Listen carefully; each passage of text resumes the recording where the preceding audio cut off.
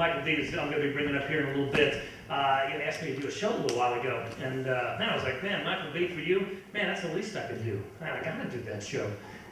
But then I paused for a moment, and I thought about that. I thought, man, that phrase, the least I can do. That sounds like a good thing. We say that all the time as if it's a good thing, but have you ever broken that phrase down a little bit? When you're telling someone, man, it's the least I can do for you, you're really telling them that I took a list of everything I could possibly do. Everything I could do to pay you back. I chose the least. You're welcome. I mean, tell someone next time, hey man, that was the second least thing I could do. It sounds horrible, but it's better than the least I could have done for you. Or just go, hey, that was right about in the middle of the things I could do to pay you back. Maybe if you were a better friend, I would have upped it a little bit more. But I took stock, and this is where it went. I thought about it, our language is just so, because we say things, and we're so used to saying them, we don't really think about what we're saying at times. We just say them because it's just ingrained in us. We say things like, oh man, that guy, he's greedy. He wants to have his cake and eat it too. I really didn't know there was a stipulation in cake, owning and eating, that they were two distinctly different things, that you had to have a little pre-qualifier. I didn't realize when I ordered cake at a restaurant, I needed to inform the waiter that I would be, in fact, eating this cake as well. I'm not going to just have it, I will eat it.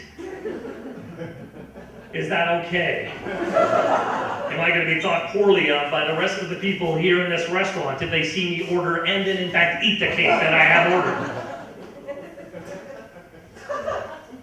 I was telling someone, something, this sort of someone, I was like, I was on this rant, and this guy goes, tell me about it.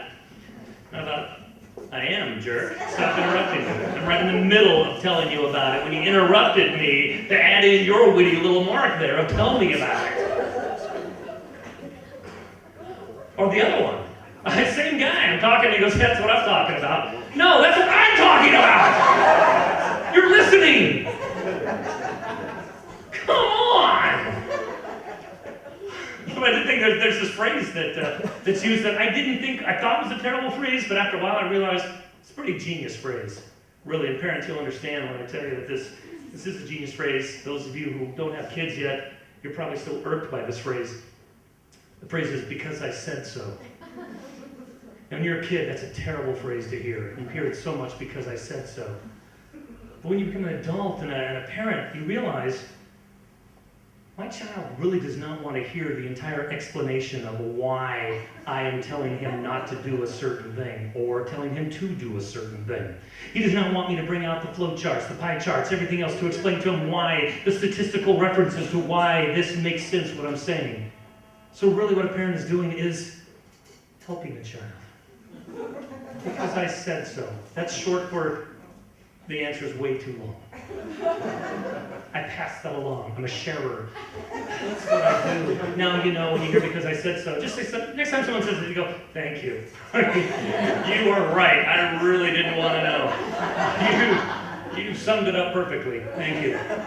There's a word that I'm hearing now a lot. In the last couple of years, this word is made like, if there was like a billboard chart for words, this word would be steadily moving up, and it's way into the top 10 right now, the words that's used a lot.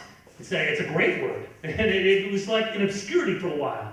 Suddenly, allegedly, is like this word that you hear all the time. It's like that. I mean, O.J. Simpson killed his wife, allegedly. That's like saying we know, but we can't say it, or we might get sued or something, because it hasn't been proven. So allegedly lets you know. Like anything. But I just want to use that phrase more. I want to use it. It's not just for people who break the law. I mean, I don't want to go and I want to go into some, I want to go to a bar, I want to pick a fight, but not really. I don't want to get beaten up, but I want to look like I could at some point. So I want to go to some guy and just go, you're a jerk! Allegedly.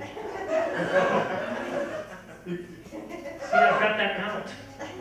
I've said it. I could go up to some girl and go, you know what? I'm a very generous lover. Allegedly.